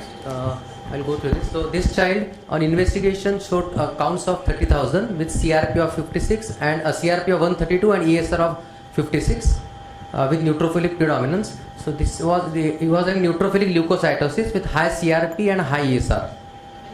So probable bacterial infection. Okay. High TLC with neutrophilic predominance with ESR of 56 and CRP of 132. So neutrophilic leukocytosis, high CRP and high ESR. There is no eosinophilia. 4% eosinophils are there. So my diagnostic will be inflammatory or cytokine release storm I am thinking of. You should do ferritin in this case. Okay. Before that, I want to see the chest X-ray. Okay. So probable bacterial infection we are suspecting. Previous years. So he was admitted in the PICU, given antibiotics, IV fluids, and was started on ceftriaxone and vancomycin. No X-ray. We are done. We are coming with that. Just admitted. We put the cannula and we are. You are clinically diagnosed with pneumonia. Yes. I want to see whether there is empyema setting along Yes, with that. yes, With the decreased air entry, with sudden getting sick and breathless, I want to know whether it's filling up there. Yes, sir. Yes. So we just admitted and we sent the investigation. And after 1 hour in the PICU, he was having fever of 100 with heart rate of 170 with RR of 55 and prolonged CRT more than 3 seconds and cold extremities. So was going into compensated shock. The blood gas was done, which showed lactate of 3.8, metabolic acidosis with raised lactate. And we did the X-ray, and now comments on the investigations and X-ray, sir. How big is the liver? There is no hepatomegaly. Clinically, how much was it? No, it was not palpable. And you said there was a decreased air entry on the left side. Left side, yes, sir. And A reliable finding. Reliable finding, yes. Because I'm not seeing anything here. I'm seeing relative cardiomegaly in that. In fact, I'm seeing almost 8 rib spaces with a cardiomegaly. So I'm looking whether echo is the next thing I definitely want in this child. Are we dealing with cardiogenic shock? Now the finding which you showed about CRT delayed is on the background of 100 temperature. Yes. That itself can cause vasoconstriction, and so I will not. But your heart rate is 170 at 100. Yes. So I'm looking at a cardiac likely possibility. So which is that cardiac failure coming on day 12 with a fever going on for so long time? I want to know background history. Was there any congenital heart, any VSD or No, something sir, like nothing that? was there. So, No history. two No history of any comments. congenital heart disease or any other positive history Two before that. comments. 1, 2, 3, 4, 5, 6, 7 ribs one can count anti-ions. So it is not an expiratory film, but the heart shadow is quite big in this. I don't agree with that. AP view, lying down AP view. You can. Superior that's bidirectional winding. Fine. This is AP view. But this is Do we need a lateral 8 rib spaces seen already. 8 rib spaces. 7, 8. With that, RA already dilated. LV is also significant. CT ratio is 65%. There is a thymic shadow. There is a thymic shadow. I don't think there is so a the cardiac. thymic shadow is there, but still the don't you agree with the cardiac? And Sudhir, on the background of 170, 180 heart rate at 100. I would do an echo.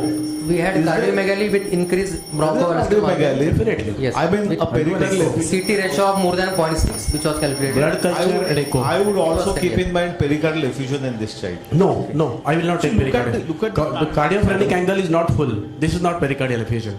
Cardiophrenic angle is not full. I would do without an pericardial echocardiography. effusion. I want the echo definitely. Comment on the Agree X-ray. to disagree.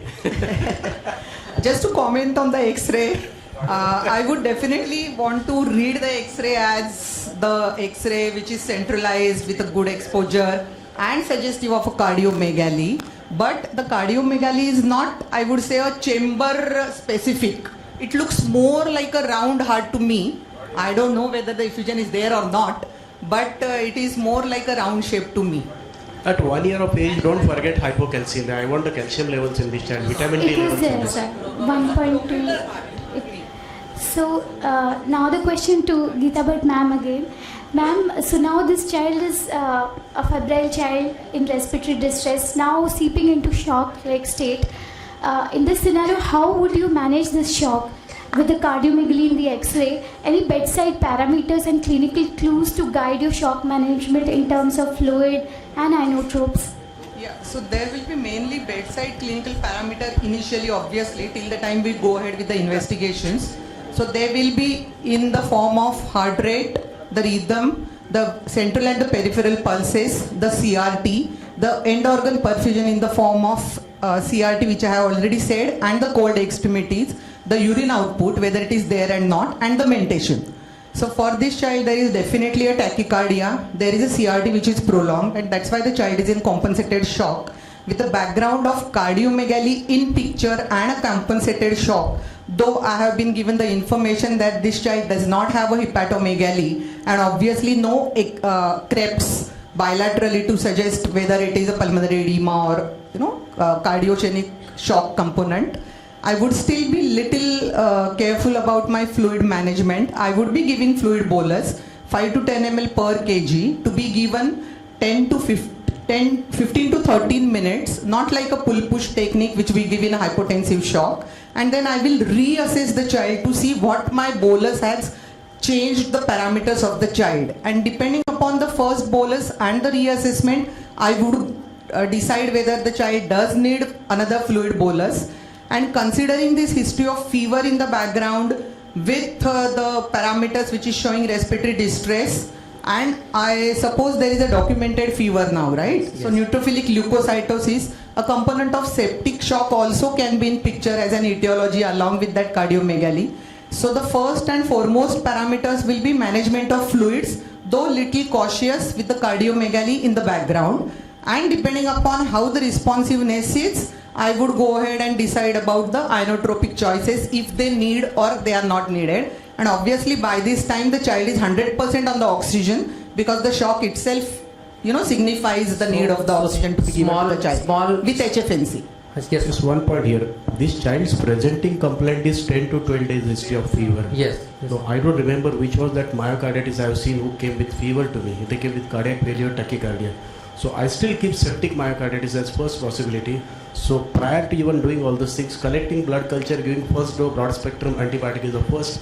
Whatever you may choose. Here I don't know the cause, I may even give meropenem after collecting etc. blood culture. That is done. And after that, when is the normotensive shock with the possibility of cardiac, maybe a 5 ml per kg slow bolus followed by straightaway inotropism. There adrenaline will be my choice, 0.01. 0.1 mic. Not dobutamine, adrenaline first. I'm sure that is the guess of anybody. Okay. That's a guess of anybody. There can be debate on that. Okay. But here my first choice will be still adrenaline. Okay. Sorry to interrupt, but here is the background where there is left-sided, I think, hemangioma in the background, which I think probably were missed, and with the background of all this history going on for such a long time, just exciting 2D echo will be must. To identify what is going on. You have mentioned about that, I think. How does hemangioma change the scenario? I mean, no, that's just a passing because remark. there is some hematogenous route probably going, because we have to find out the source. If you want to have cardiomegaly, maybe some kind of pericarditis or some kind of thing which we don't know. So as sir is, unless we do 2D echo. No, as sir is the saying, background what is the next best advanced step in management of this patient? Echo, do an echo.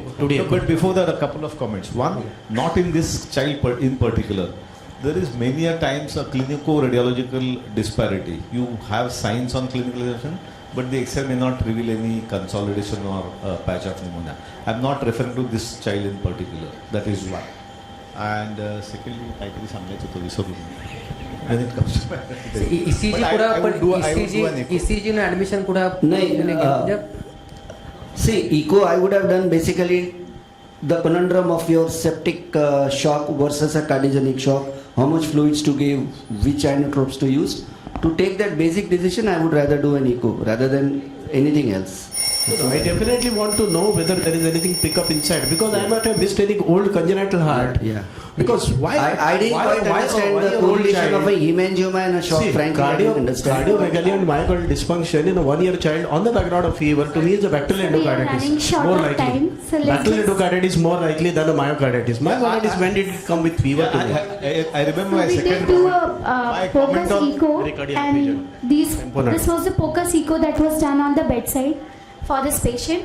I would like to ask Dr. Mohite sir to comment on this. There is a tamponade already developing. He is having a RA which is constricted by the RA free wall is getting constricted during systole. The pericardial tamponade. But actually, if you show me this with the X-ray, Yes. I don't correlate the two. I am not seeing the cardiophrenic angle. Cardiophrenic angle or the cardiophrenic angle has to be full to call it as a pericardial effusion. Show the X-ray. Dr. Prabhu sir or anybody, do you agree that, see the X-ray, there is no cardiophrenic angle full. To me, clinically it is not. You may tell me a muffled sounds, but this X-ray, I will not take it as a pericardial effusion. Why are you saying the X-ray is factitious? They are presenting the case as it appeared. As Vijay rightly said, sometimes the X-ray doesn't correlate. You are right. This is tamponade, we'll have to tap it. Sir, how useful is Again? Would the position make a difference? No, it won't. It won't. It won't. It's a universal fact. It's a universal fact. What? You contradict that? Yes, sir. In EP view, there is always apparent cardiac. I'm not saying cardiomegaly. Cardiophrenic angle, costophrenic angle. No, cardiophrenic angle always. So in echo there was large circumferential pericardial effusion with early tamponade. So pericardiocentesis was done. 94 ml of pleural fluid was tapped and pictal catheter was kept in situ. Gene expert? Gene yes, expert sir. of the fluid? Yes, sir. So sir, in this case, definitely the child was in tamponade. So, in your practice, where will we exercise a conservative approach in pericardial effusion? Not in this case, but in general. Are there any guidelines? Absolutely. If there is no tamponade, then you don't have to do anything. Wait and find out the cause and treat accordingly. Here there is clear tamponade on the echo. Yes, sir. So definitely you have to tap it. So what bacterial profile should we keep in our minds at this Here time? gene expert, Cox. Okay. Very likely, because this history is like Cox, 10 to 12 days. Septic pericardial effusion will be very bad by this time. This is still comfortable child. He's gone bad in last 1 or 2 days. 10 days, 12 days history. Yes. Okay, so you have to find out any Cox contact in the community or something. And this color again the very typical one. So to me this is Cox very likely.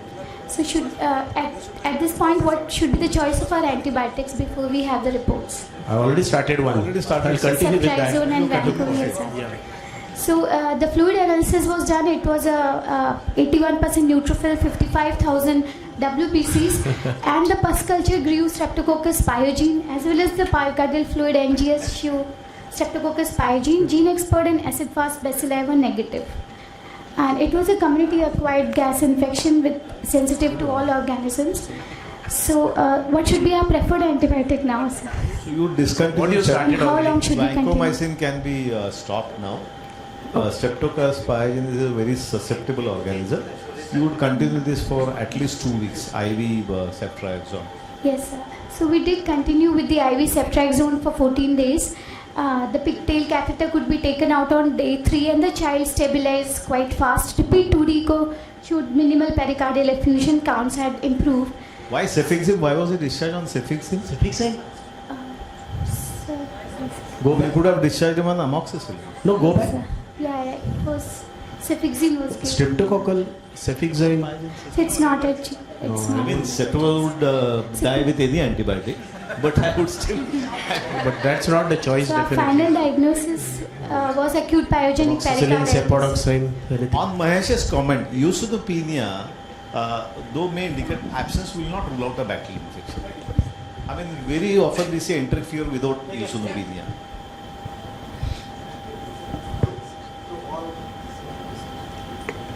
Hello.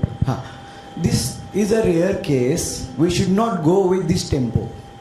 The tempo is all bacterial infections usually present toxic in first 4 or 5 days or at last 7 days if they are not treated with only paracetamol. If they are treated with something else, they can linger on for 2 weeks, 3 weeks. That's a different story. And we get treated cases also. Cefodoxime, amoxiclav, all this. Then your bacterial pneumonia can linger partially treated and go into empyema like this second, third week. But without treatment, I thought of strongly of inflammatory disorder, but it was not fitting into inflammatory disorder because it was not high grade from the initial period. And it was not fitting into anything else. The atypical infection it was. He was right. Bacterial pyopericardium. Pyopericardium. Very sick child. Sick child. And Very sick child. it fits into tuberculous pericarditis. Actually, second week, a lingering course, mild fever, and then presenting deteriorating fast. Fits into tuberculous pericarditis typically. Though he presented as a pyogenic, we should not go with this notion that the pyogenic presents like this. But I believe what we discussed was the approach. How do we proceed? Yeah, that's why. Dr. Mahesh have a slightly different opinion. I think while eosinopenia is very typical of gram-negative infections like salmonella, it is not necessarily seen in all bacteria. Yeah. That's. Sir, moving on. But a general practitioner like me, that is a clue that we should think differently. So, moving on, in a remote hospital with no facility for echo or focus, how our management and outcome could have changed the child? This child would happen the same in Thana also. Because we didn't get on day 10, we had no clinical focus unless I pick up the tachycardia, muffled sounds and I do an empirical echo with the in-house focus available. Otherwise, this will be picked up only when he goes into shock. And this is not a rarity. So, if he was given antibiotics on day 2 by some pediatrician, the history would have No, modified. I believe he came to you on day 10 eating 2-3 antibiotic prior to that. With a lot of things, because day 10 no CBC done, no antibiotic given is absolute unless he is on the jungle somewhere. It's impossible in this country. I believe it's impossible in this country. And I wonder one thing which is out of place. Just a minute. One thing which is out of place, which is Dr. Mahesh is pointing out again and again. See, if the localization is pericardium or any part of the heart, I think some amount of tachycardia should have been there since the right beginning. Right? We are not debating on to why it is an atypical or a delayed presentation. We have accepted that it has been diagnosed and tapped. But tachycardia should have been the only feature. No, but initially to begin with, he had fever on and off, and pericardial involvement might not have occurred that time. So that time the heart rate was gone. But later on, So, what could have been the contributing factors for his illness? That reduced air entry was perhaps a large heart. I don't know why somebody got a reduced air entry on the left side. Maybe whether it was reduced air entry because of large heart. Whether it was because of large heart that you got a decreased air entry. So any And not to forget, are you going to work this child for immunodeficiency? Yes, sir. Is this a child or a candidate for immunodeficiency workup? You have to. And sir, what will be your conclusive remark on this case, sir? Mahesh has From all the already given panelists. that. This is not a garden variety case. While This is not a history, garden variety bacterial. I'll still go with Conclude clinically with- as Cox pericarditis. while history and examination are extremely important, investigation done at the right time in the right patient are also equally important. But which investigation on day 10 when he came to you? I Chest would have X-ray? done X-ray chest and ecography. looking Maybe at echo the with that heart. That's it. Echo with that heart. Thank you. I thank the moderators as well as the panelists for this interesting discussion. Some fevers do leave us a lot puzzled. I request our panelists to move towards the felicitation desk and Dr. Veena Pathak ma'am to kindly felicitate them. So now we have an interesting session which is going to be a quiz which will be handled by Dr. Diana Rahish ma'am, Dr. Pooja Thakur ma'am and Dr. Deepa Shetty. Some rules for the quiz. The quiz master says final, that's one. Second, when you want to answer, I request you all to please raise your hand and speak onto the mic. Any answers given randomly will not be considered. And third, we have some exciting prizes for you all. So enjoy the quiz. Thank you.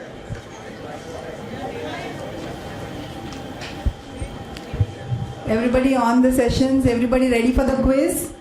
Tea is there outside, but the accompaniment is going to come now. So be ready for yummy prizes.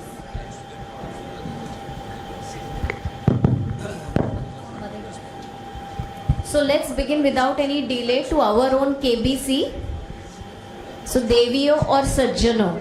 This is our first question.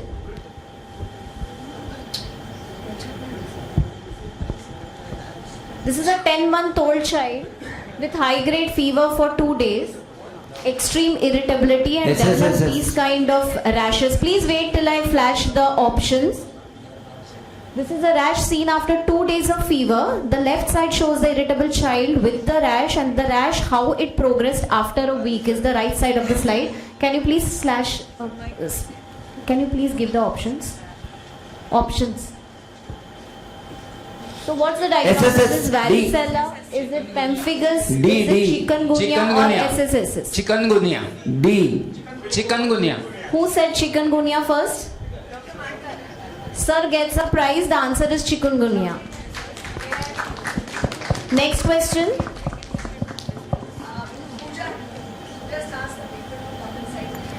People who are outside for tea, please do come inside with the cup of your tea. Please come inside.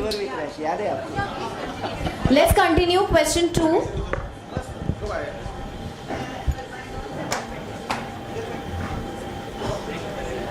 Can I have the... We cannot control it from here. Can we have the next set?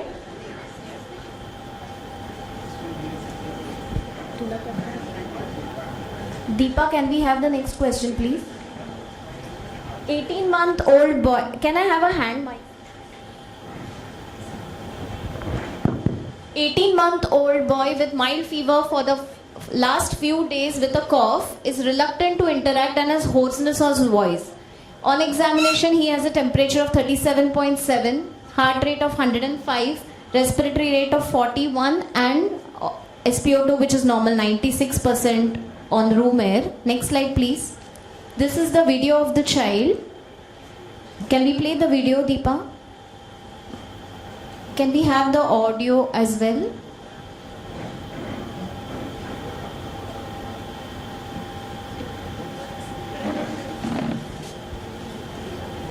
Just a second.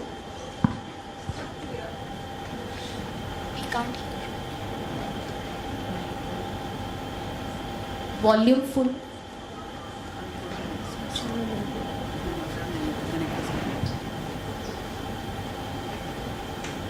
Can you hear? Okay, let's go to the next question before we figure out this video. Skip the next slide and go to the next question.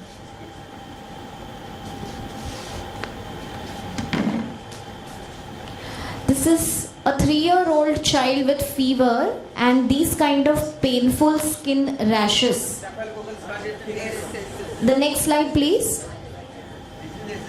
So, is it exfoliative dermatitis, pustular psoriasis, TSS or 10?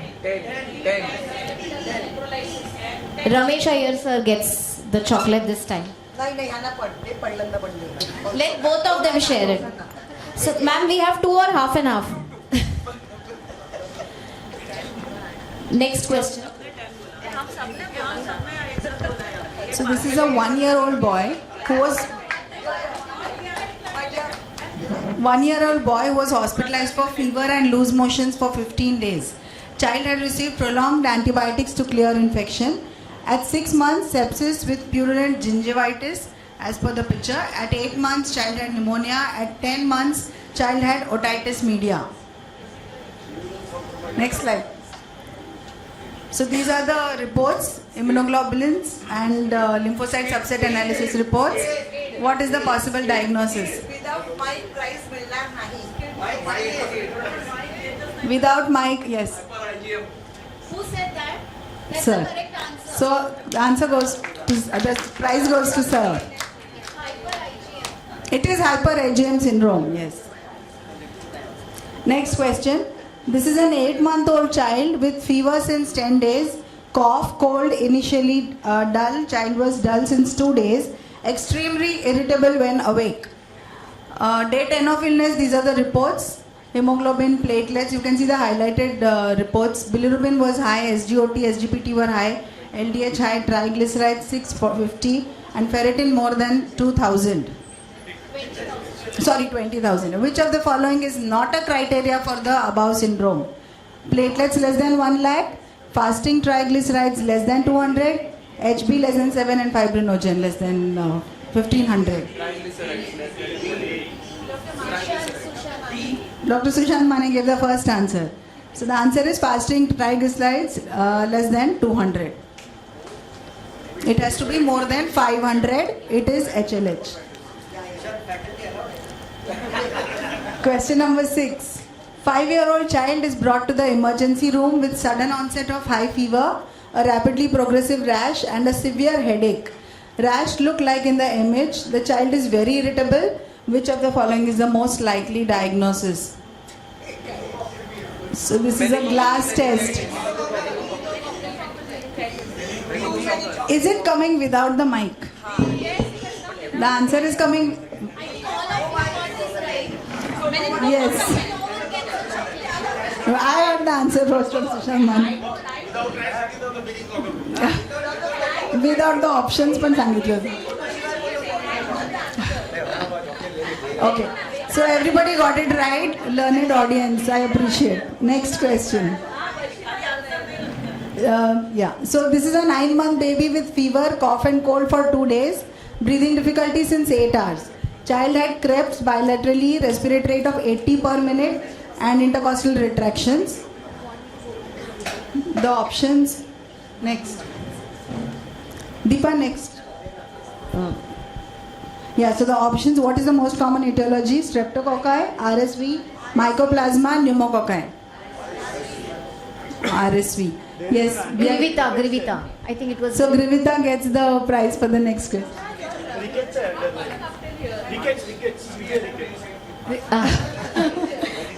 Yes, it is RSV in a child with rickets. Okay. Next slide, please. Just quickly. We would like to sincerely thank everyone. In fact, each one of you who actually participated in our WhatsApp quiz. Now, we also would like to thank our contributors and acknowledge them. These were all real cases, and we got clinical cases from Dr. Amol Jaibhai, Dr. Omkar Hazarnis, Dr. Bhavesh Mithia, Dr. Rachna Mohite and Dr. Archana Kavlakat. Really sincere thanks to them. Thank you very much. We'll see you post lunch again.